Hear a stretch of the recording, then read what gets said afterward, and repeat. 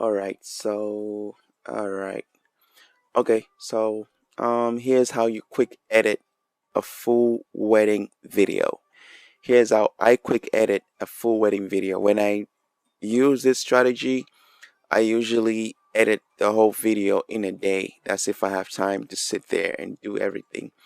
But as if you have kids and you have other obligations and let's say you have another job, it's gonna be harder for you to edit the whole video in a whole day. But I can actually edit a whole video in a day if I wanted to. But I have two kids, and one of my is 5 months old now. I have to feed this kid. I have to change diapers and all this. Not to sidetrack. Let me get back to this. So here's how you edit a full wedding video in a day if you want to. So this strategy will help you out a lot because it helps me a lot. So let's get to it. So let's say you have your drives here. I already brought up the sequence here.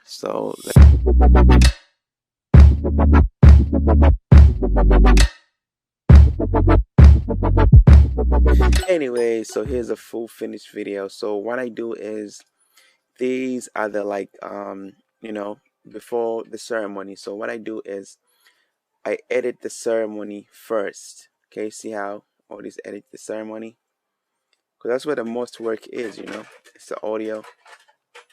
So edit the ceremony first. If you trying to if you're trying to finish fast, edit the ceremony first. And then after you edit the ceremony, you go to the first dance, which is right around here. Is it entrance, first dance? Yeah. So do the first dance first and then all that other stuff. And then you go to the toasts and stuff. So yeah, so here's my strategy. What I do is I edit the important stuff first, which is the ceremony. I put the ceremony and I edit it. First dance, cake cutting, toasts, and I part two. Well, yeah, that's me. Anyways, and then what is this? The dancing part or whatever. I don't worry about this stuff. I go to the main stuff like the cake cutting. Where's the cake cutting? Here you go. So I edit these little parts like the cake cutting and stuff, and the garter, bouquet, and stuff like that.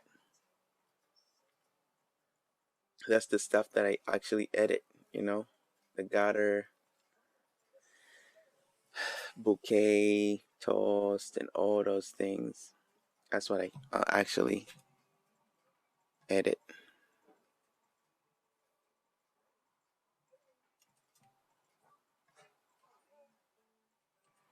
So yeah, so I edit the important stuff first, you know, and then now I go back to like this stuff, her getting ready, and go all the way to this stuff, to the dancing, because this stuff is not important. You know what I mean? Because you don't need to really cut those up. You don't need to really match the music, and you don't need to do a lot with these things. So my strategy is first I edit the important stuff first. I start with the ceremony, and then I go to the toast, dance, first dance, cakes, got a bouquet. I do those shot. I edit that stuff first because once I edit that stuff first, everything else is easy. I just throw it in there. It's not as important, but anyway, it's important, but it's easy. It's easier instead of you starting with the easy things like doing the getting ready and then you go no, just do the important stuff first, especially if you do the ceremony because the ceremony takes longer to edit because you gotta make sure you get the good angles, you align everything well, you stabilize everything. So do the ceremony first and then do the other important parts first.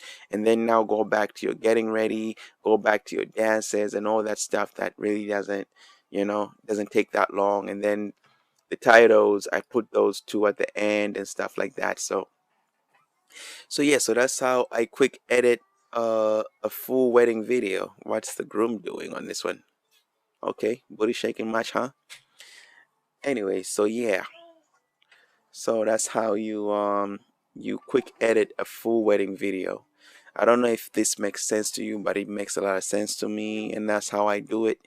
And if you use this strategy, you are going to definitely speed up the way you edit the full wedding video. And the reason why I edit my videos in Premiere Pro is cause for some reason Final Cut Pro always gives me errors when I'm doing projects over an hour long.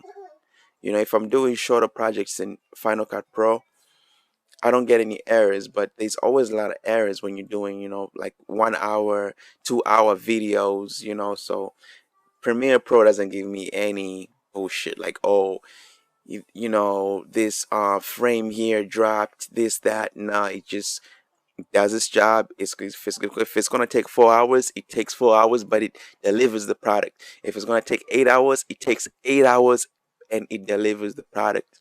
As long as you got space on your hard drive or wherever you're moving it to, and all this stuff. So there's a lot of other wedding channels on YouTube, but everybody is different. You know what I'm saying? Everybody's a different artist. My stuff is going to be different from those guys, and their stuff is going to be different from each other and from me.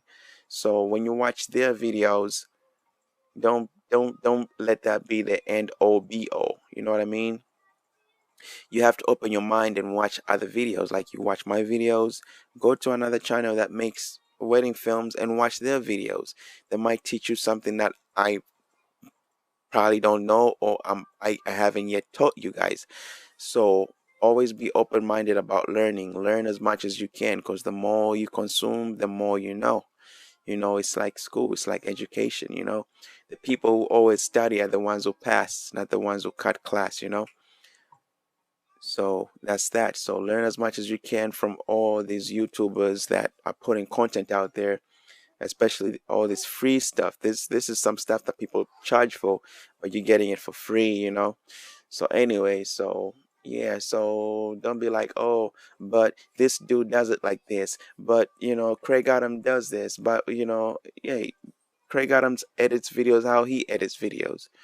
I edit videos how I edit videos. If we all edited the videos the same way, and what options do we give people who want a wedding videographer?